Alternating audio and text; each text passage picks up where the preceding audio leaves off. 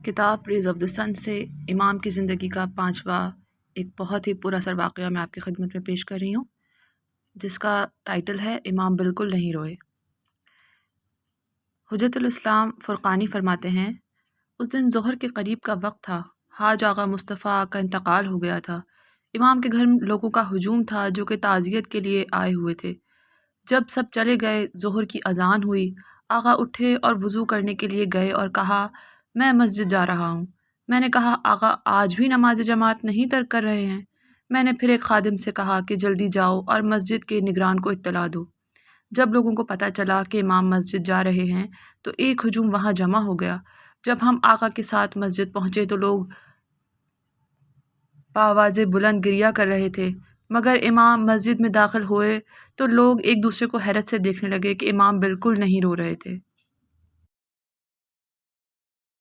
کتاب raise of the سن سے اخذ کیا ہوا چھٹا واقعہ میں آپ کی خدمت میں پیش کر رہی ہوں، جو 5ویں واقعے سے متصل ہے۔ اس کا ٹائٹل ہے، میں ڈرتا ہوں کہ اللہ کے علاوہ کسی اور کے لیے روں۔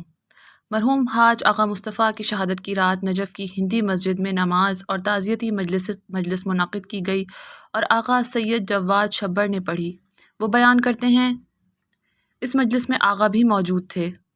حجت الاسلام سید مرتضیٰ موسوی اردبیلی ابرہی نے یہ واقعہ نقل کیا ہے اور وہ بیان کرتے ہیں کہ امام خمینی بذات خود اس مجلس میں موجود تھے، اور جب مصائب بیان کرنے والے نے ممبر سے 7 بار حضرت علی اکبر کی مصائب کی روایت پڑھی، اپنی تقریر سے منسلک کر کے امام مکمل سکون کے ساتھ مجلس میں بیٹھے رہے۔ آغا سید جواد شبر چاہتے تھے کہ امام ان روایات کو سن کر روئیں تاکہ دل ہلکا ہو جائے، مگر وہ کامیاب نہیں ہوئے، اس حقیقت کے باوجود کہ ان کے بیٹے کی موت ایک بہت بڑا صدمہ تھی۔ کئی لوگوں نے امام کو اس حالت میں دیکھا اور سوچا کہ امام کو ایک بڑا دھچکا لگا ہے، اس لیے نہیں رو رہے ہیں۔